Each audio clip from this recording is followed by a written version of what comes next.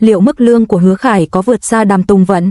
Bảng lương của dàn diễn viên phim Em đẹp hơn ánh sao đã gây xôn xao ngay khi phim ra mắt. Nhìn vào bảng lương của bộ phim Em đẹp hơn sao trời, Đàm Tùng Vận nhận được 11 triệu nhân dân tệ, trong khi Hứa Khải nhận được 14 triệu nhân dân tệ. Sự chênh lệch 3 triệu nhân dân tệ cho thấy thực tế nực cười rằng sự nổi tiếng lấn át kỹ năng diễn xuất. Khi vốn chỉ coi trọng khả năng tạo ra doanh thu, kỹ năng diễn xuất trở thành phần thưởng thêm và quyền điều khiển từ xa nằm trong tay khán giả cuối cùng sẽ chấm dứt vở kịch lố bịch này. Liệu mức lương của Hứa Khải có vượt xa Đàm Tùng Vận? Chênh lệch 3 triệu nhân dân tệ đã lột trần bức màn che đậy của ngành giải trí Trung Quốc. Khi nhìn thấy bảng lương của Bạn đẹp hơn cả ánh sao, tôi suýt nữa thì phun cả nước vừa uống ra ngoài. Đàm Tùng Vận, nữ hoàng đường cong, có thể chịu đựng 3 ngày làm việc liên tục ở hang điên và thể hiện 3 tầng cảm xúc trong một cảnh quay, kiếm được 11 triệu nhân dân tệ. Hứa Khải, ông trùm CEO độc đoán, luôn mặc vest và cà vạt, đôi khi cần đến diễn viên đóng thế để cứu vãn tình thế, kiếm được 14 triệu nhân dân tệ. Chênh lệch giá 3 triệu nhân dân tệ này không chỉ đơn thuần là vấn đề tiền bạc, nó còn làm đảo lộn toàn bộ tính toán của ngành công nghiệp. Lương của Đàm Tùng Vận thấp hơn 3 triệu nhân dân tệ, tôi không hề ngạc nhiên. Bảng lương của dàn diễn viên phim Em đẹp hơn sao trời đã gây xôn xao ngay khi phim ra mắt. Tin đồn lan truyền trên mạng cho rằng nữ chính Đàm Tùng Vận nhận được 11 triệu nhân dân tệ, nam chính Hứa Khải nhận được 14 triệu nhân dân tệ.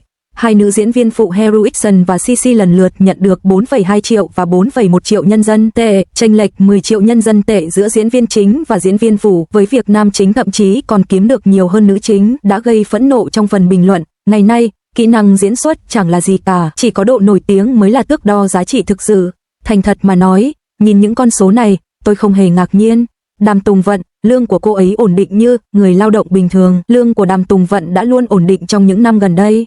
Tiêu Giao, 10 triệu, Sujin Renchia sao, 10 triệu, Nibi Singwang Meili sao, 11 triệu. Cô ấy không ký hợp đồng với các công ty lớn, studio của cô ấy nằm trong một tòa nhà dân cư và nhóm của cô ấy chỉ có chưa đến 10 người. Các báo cáo cho rằng cô ấy nhận 10 triệu nhân dân tệ cho mỗi bộ phim truyền hình, bỏ túi gần như toàn bộ số tiền đó mà không cần mua các chủ đề thịnh hành hay tham gia vào các chiến dịch tiếp thị rầm rộ, giữ chi phí ở mức tối thiểu. Một bài báo khác thậm chí còn gay gắt hơn, nói rằng cô ấy có giá trị tài sản hơn 100 triệu nhân dân tệ.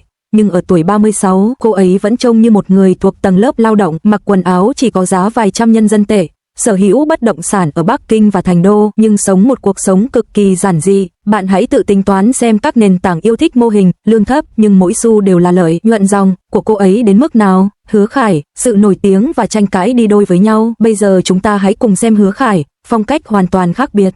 Khoảng giá, có thông tin cho rằng mức lương phim truyền hình của anh ấy nằm trong khoảng từ 10 triệu đến 25 triệu nhân dân tệ. Nguồn thu chính của công ty, anh ấy được cho là đã mang về hơn 2 tỷ nhân dân tệ doanh thu cho công ty điện ảnh và truyền hình Hoa Vũ, với mức lương mỗi tập phim dao động từ 80.000 nhân dân tệ lên đến hàng trăm nghìn nhân dân tệ, hoặc thậm chí cao hơn. Tranh cãi về việc chấm dứt hợp đồng. Vào tháng 3 năm 2025, anh ấy đã chấm dứt hợp đồng với công ty vì vấn đề chia sẻ lợi nhuận, bị cáo buộc muốn tách ra hoạt động độc lập sau khi nắm quyền, nhưng Yêu Trân tuyên bố thế giới bên ngoài không hề tuyệt vời như vậy. Đời sống riêng tư của anh ấy cũng rối ren, tin đồn về bạo lực gia đình, ngoại tình và cờ bạc liên tục xuất hiện, thậm chí có người còn cho rằng anh ấy đã chơi bài trong khách sạn trong thời gian quay phim Em đẹp hơn sao trời. Mặc dù cảnh sát tuyên bố họ đã ghi nhận vụ việc nhưng chưa khởi tố, nhưng đối với công ty sản xuất, đây rõ ràng là một nghệ sĩ có rủi ro.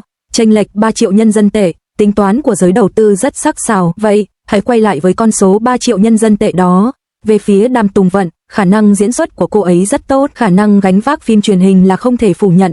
Cô ấy có sức hút khán giả tốt, mức lương không tăng vọt trong nhiều năm và cô ấy thậm chí còn tự sản xuất chương trình của mình, rõ ràng là đang quản lý tài chính rất tốt. Về phía Hứa Khải, lượng người xem và số liệu thống kê của anh ấy không thể phủ nhận là rất ấn tượng, nhưng những tranh cãi thì chưa bao giờ chấm dứt. Đối với nền tảng này, anh ấy vừa là mã giao thông, vừa là quả bom hẹn giờ. Nếu để các nhà đầu tư lựa chọn, một bên là cổ phiếu blue chip, có thể bán được phim một cách đáng tin cậy với rủi ro thấp, bên kia là cổ phiếu biến động cao với số liệu ấn tượng và nhiều sự chú ý, nhưng có thể sụp đổ bất cứ lúc nào. Theo logic, thà bỏ thêm 3 triệu để mua bảo hiểm còn hơn, phép tính này hoàn toàn hợp lý. Khán giả sẽ bỏ phiếu bằng mắt và thời gian sẽ trả lời. Dĩ nhiên, khán giả không phải là những kẻ ngốc. Sau khi bộ phim Em đẹp hơn sao trời phát sóng, rating và độ nổi tiếng của nó khá tốt, nhưng danh tiếng lại gây nhiều tranh cãi. Nhiều người chỉ trích cốt truyện thiếu thực tế và các nhân vật dập khuôn kiểu gây nghiện lúc đầu nhưng dễ dàng bị lãng quên. Điều này cho thấy chỉ dựa vào lượng người xem không còn đủ để đánh lừa mọi người nữa. Mặt khác, sau Sell It Out và Susin Renchia. Dù chưa có bom tấn tiếp theo nhưng lại có lợi thế về sự ổn định, cô không khai thác đời tư hay dựa vào scandal để duy trì sự hiện diện, cô chỉ tập trung vào việc đóng phim liên tục. Dữ liệu từ các nền tảng cho thấy khán giả ngày càng coi trọng kỹ năng diễn xuất hơn là sự nổi tiếng đơn thuần, và các bộ phim của cô đã thu hút hàng tỷ lượt xem, trong khi tỷ lệ làm mới thương hiệu vẫn cao. Đừng có nói với tôi mấy chuyện vớ vẩn về tỷ lệ chuyển đổi lượt xem và sức mua của người hâm mộ, đó chỉ là những lời nói suông thôi. Hãy kiểm tra số liệu đi, Hứa Khải đã liên tục chuyển đổi dự án trong 2 năm qua, mức lương của anh ấy tăng vọt từ 13 triệu cho You Are More Beautiful Than Starlight lên đến con số được đồn đoán là 22 triệu cho Chinese Paladin 6, tăng 70% trong 2 năm. Mặt khác, mức lương của Đàm Tùng Vận vẫn giữ vững ở mức 10 đến 11 triệu từ Go Ahead đến You Are More Beautiful Than Starlight, ổn định như đá. Dựa trên cơ sở nào, sao Hứa Khải có thể chơi game trong xe cắm trại trong khi Đàm Tùng Vận phải tập thoại lúc 2 giờ sáng trên phim trường với chiếc mũi đỏ ửng vì lạnh? Sao Hứa Khải có thể để người đóng thế tay và người đóng thế lưng thay phiên nhau trong khi Đàm Tùng Vận có thể diễn đúng ngay lần đầu tiên và vẫn được giảm giá ở chợ? Nguyên tắc của chủ nghĩa tư bản luôn đơn giản và tàn nhẫn, ai làm cho báo cáo tài chính trông đẹp mắt sẽ được hưởng phần lớn. Các nền tảng không coi trọng kỹ năng diễn xuất, họ coi trọng tỷ lệ chuyển đổi bán hàng. Bộ phận quảng cáo đặt 70% trọng lượng quyết định của mình vào tỷ lệ chuyển đổi người hâm mộ, dẫn đến một tình huống phi lý, kỹ năng diễn xuất trở thành phần thưởng, trong khi lưu lượng truy cập mới là đơn vị tiền tệ thực sự. Điều trớ trêu nhất là gì? Đó chính là những lời phàn nàn riêng tư của các thương hiệu. Một giám đốc marketing đã phàn nàn với tôi rằng việc thuê những người tăng lưu lượng truy cập khiến tỷ lệ hoàn trả tăng vọt và tỷ lệ chuyển đổi giảm mạnh, còn việc thuê một người như Đàm Tùng Vận, một nữ hoàng tiết kiệm chi phí, lại dẫn đến một phần lượng người hâm mộ tồi tệ trong bài thuyết trình PowerPoint mà họ quá xấu hổ để cho sếp xem. Vì vậy, để đạt được KPI, mọi người đều đồng loạt làm ngơ.